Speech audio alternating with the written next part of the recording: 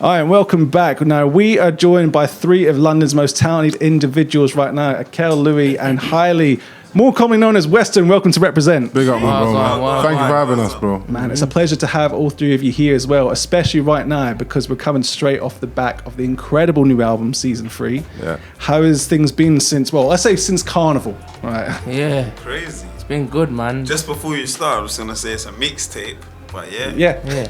It feels almost like full album, but yeah, I see what you mean, the mixtape. Yeah. And I'm definitely going to have to say that because you really can tell that there's so many different styles, and obviously we'll get into the guests that are on there as well. But the fact is that this has been kind of packaged such a unique way that doesn't feel like it's like, you know, the full journey thing. It's like a case of like this could work in a dance, could feel like you're driving your car. Like, Yeah, of course. Yeah. What for you? We could kind of say that right now. Like, what's the sort of ethos behind that? Has that always been like the driving force was to make a project like this? I feel like if you look at our discography, it's very much an evolution of Western. And I feel like, obviously, throughout the whole of the lockdown and stuff, we had nothing else to do but really record and kind of hone in on the sound. So I feel like you can hear that, and I feel like this is the most progressive sound that we've made. I thought, I'm proud of that. We're proud of that. For sure. Would you say being, you know, unsigned and doing this all yourself has been the reason that you can do things this unique and this creatively diverse as well? Yes or no. I feel like we've always had leeway to do what we want to do, but it definitely frees up space for you to like maneuver a certain way when you're independent. So yeah, man, I just feel like we've learned a lot from being on the major. When we was on the major at the beginning, we learned a lot, and kind of now we've just taken that information. It was kind of like college, you know. Now we're out in the working world, you know what I'm saying, doing our thing. And it's doing well right now because graduation. Like, and that's what I mean. I'd say, past graduation, you guys are turned veterans of the scene. Like that's something. Like really, like if you look at it. One thing that's obviously very unique is the fact that you are a group as well, in that sense. Obviously, you're not a boy band, but you're a really well-talented group. Obviously, all three of you have done individual stuff yourselves before. So I think, like, what would you say is like the unique, like the reason why Western has been so successful? Do you think it's because you've been acting as a group in this? Yeah, I feel like collectively we're a unit and we're a strong unit, but also individually we do our own thing too, and we're just as strong. And yeah, I feel like since we've been doing this Western thing, it's always made sense from a sonic perspective, and even just looking at the group and where we're from, West London, the story makes sense, the journey makes sense, and yeah, sonically it makes sense. So I feel like that's what Western is, and that's what people kind of bond with in terms of following us on our journey. Yeah. And I think that's one thing I've definitely seen. Obviously, you know, we've seen so many interviews you talk about, you know, it's the start with Into and things like that, but really, like, when that happened in 2015, you guys broke the mold. Like, I would say you reshaped UK club music for sure. Like, I remember in clubs at that point, there's always certain records that got through, certain genres that got through, and I feel as if you guys kind of just smashed the doors down at that point. It's funny that you say that, because when we first came out, the bills that we was on, like the music didn't match sonically whatsoever. So it was like a bunch of like dark grime, or I don't know, like just a bunch of different kind of stuff, and then Western. But yeah, we held our own for sure. 100%. Definitely, and that's one thing I noticed when you guys definitely broke through. And I think you've opened up the doors for a lot of other artists as a result of that. Like, it's not just like the success that you've had for yourself, but you created a legacy now. Like, there's so many people that have opportunities, probably because you were the first to make those opportunities happen for yourselves. And now it proves that it was a successful move for a lot of these people. Appreciate that, man. So, like, for you guys, like, kind of going from those early days, because really, like, I remember reading about you guys sort of like kind of went in with that, and then it just took off super quick, and it's like, right, we need to move quick on this. Like, 100%. How was that sort of acceleration for you guys? It was a good experience, I say, man. Like, we was all learning at the time as well, and we was all excited. We was young, so it was like we're just running with it, and we wasn't planning anything, so we was just taking each day as it come. So man, and from that to now, it's like we gotta give ourselves a pat on the back. You definitely do. Like, you guys have been doing some like This has been absolutely crazy. And now we look at the new season 3 project. Like, from what I've read and understood, you guys done that in the space of about 2 years, right? Like from start to finish. And me and Hailey were just chatting before we started hitting record here. Like the Lila tune, for example, when you had Lila Iké, and like that happened quick, right? That was just like she was here and you just made a tune like that quick. So how was it working that freely, for one thing? It was sick, man. It was just like, we always say that we don't link up on tunes with other people for on a business term and all that. Like, it has to be a genuine connection. Yeah. So we was a fan of her music anyway, and she was a fan of ours, and we connected, and it just made sense. It was just a genuine connection. I'm really glad that it happened as well, because I feel like obviously she's kind of, I'd say, on the more like rootsy reggae side of things as well. That's right. Also, you guys definitely kind of lean more, if we're talking about Jamaican music, more towards dancehall. So to have Lila on that, I thought that's like a really authentic nod to the culture. She's like a top tier songstress, man, for sure. Like, I like without the auto tune, without the a million takes, like she really does this like from start to finish. Like I've seen her do it. Man, that's mad. Yeah. So how was the Bournemouth Airbnb? How important was that for you guys? That was sick. That was ups and downs and blood, sweat and tears. Yeah. Like genuinely, man. But we went there to go and when did we go there? Like 2.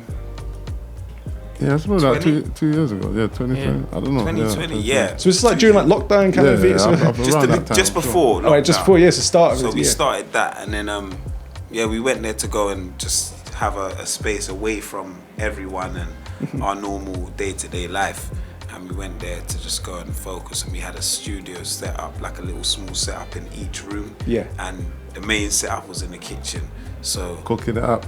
Just cooking, literally cooking. So we'd all be in our rooms creating vibes, and then Hailey will create a vibe, send it to me, I'll do my verse, send it to Progression, who produces for us and records us. Louis will do the same thing, and it was just constant work. But we didn't even, do you want to take on from here? What's that? About not using most of the stuff. Oh yeah, like there's loads of stuff in the locker that we didn't. We probably only used like what? One, not 2. Yeah, 1 or 2 songs. Past time and Be My Guest. Yeah, like 1 or 2 songs. So right, so like there's a whole. We're talking tunes. Yeah, we got Riddims. Like, wow. We made so much that project we created then is not the project now. Wow. So there's just stuff in the locker. I think it's funny as an artist. I feel like you're forever living in the future. Yeah. Because it's like you'll make something, and then you'll be on to making the next thing, but the first thing ain't come out yet, and then the first thing comes out, but it's like you're already somewhere else mentally. You know what I mean? So it's quite cool, man. Yeah. So how do you guys like juggle that with some of your solo features, like on other tunes as well? Because obviously I know you've collaborated individually on a lot of other artist projects and things like that as well. Like how do you balance the time with that? There's a lot of time, man. There's a lot of time to do stuff in this life, man. For sure, man. I think we actually live this music thing. We love it, and it's not a job, you know. There's not really a time where we clock out. Yeah. So you can definitely see how the sort of impact has had on the scene. Obviously, Stormzy's new tune, because he nods to Hailey in the reference to Mel maybe do it. Like that's the thing. Like everyone is kind of like, they know what you guys are about, and they know that the music you guys can carry through. Hi-O's top tier, man, and I think everyone knows that, and if they don't, they need to know that, you know. It's mad because even before all of this stuff, Western, like Hailey always had something about him, you know what I mean? Like first time I heard him on the track, obviously Akel used to like coax him into getting onto songs because he wasn't confident enough to do it himself. He wanted to be behind the buttons, and you know what it was? He sent me a song that he wrote for me.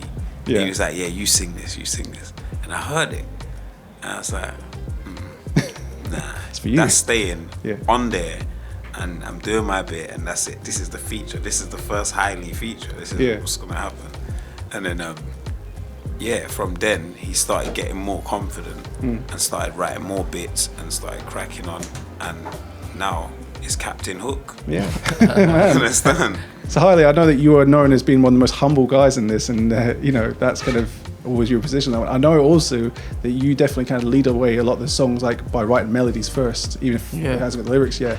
It's funny though, because that's exactly what Kranium said to me when we had him on the show. Oh, for real? He says melody comes as the first thing before, even if he hasn't worked out what the lyrics are going to be yet, he thinks about melody. So has that always been like a natural thing for you when it comes to creating music? Like, do you hear it before it, like?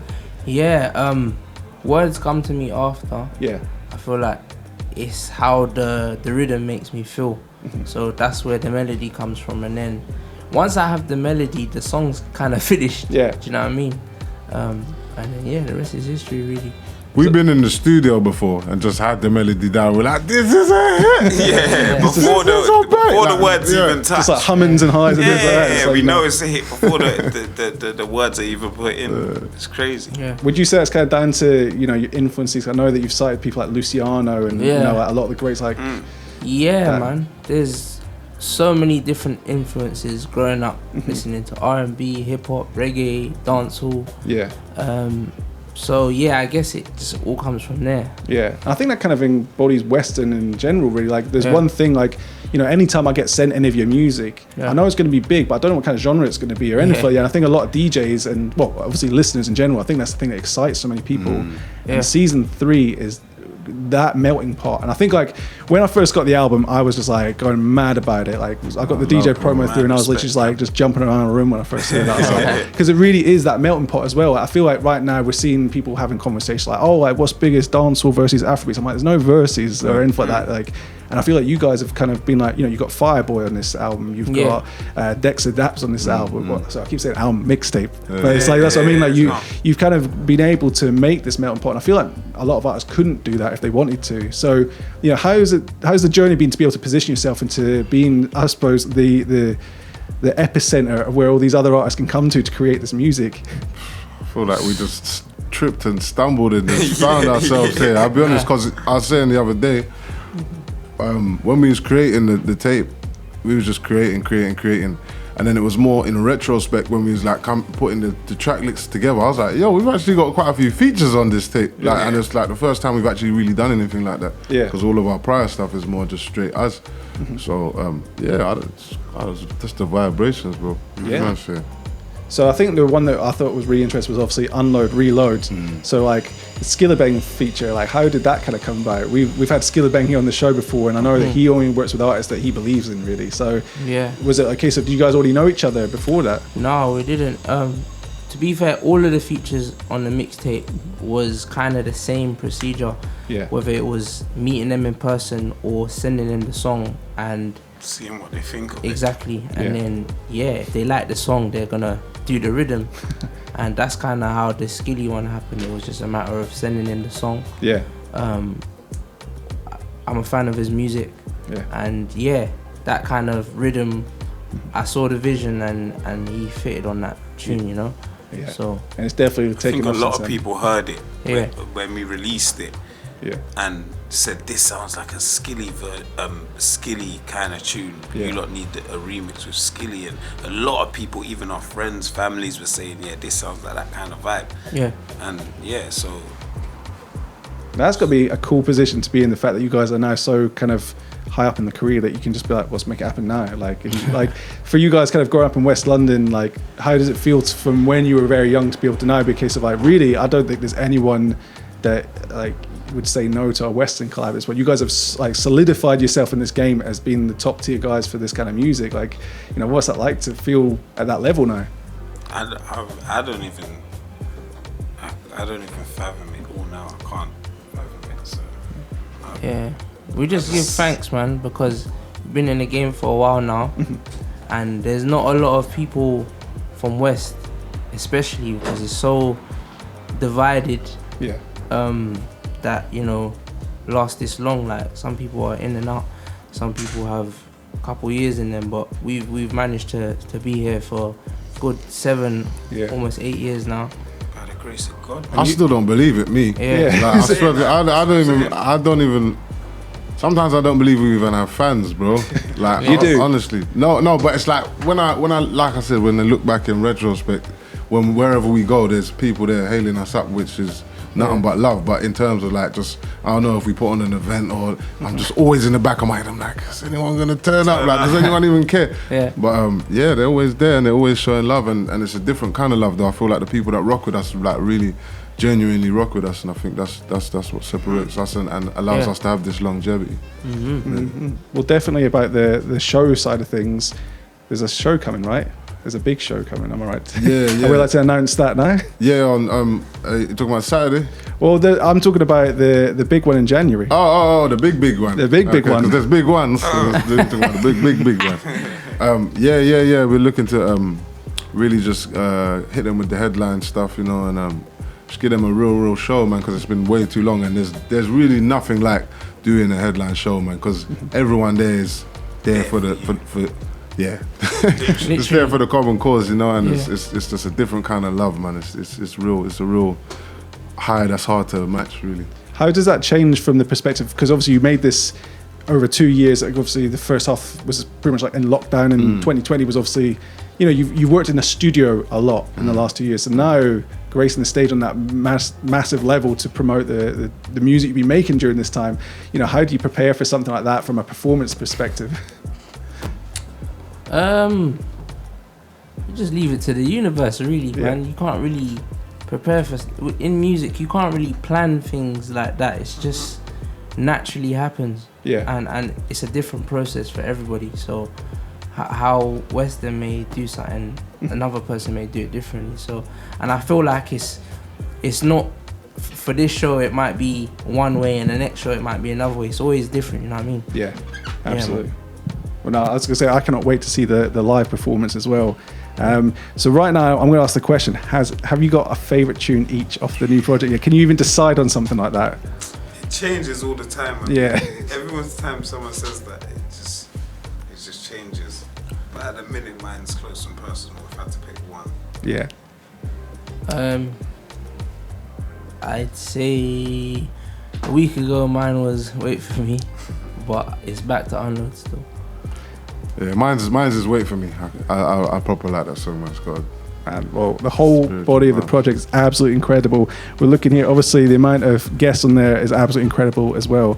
And I think that's kind of like a nod to your versatility as artists as well, which is why you're here on the Gully B show. We're definitely going to jump into the challenge in a minute, the Riddim Roulette challenge, where we're going to have you guys pick some of the songs that you want, your favorite ones. We'll jump on the mic. I'm going to run some rhythms, different rhythms to what you've got on there. Big love to Progression, by the way. I was like, I'm not trying to take his beats away on these ones. It's always love. But, you know, we're going to go take it into real dancehall in a minute. But for now, guys, I want to say thank you so much for joining us today on the Gully B show. Western, everyone. Thank you, man. Thank you for having us. Thank you.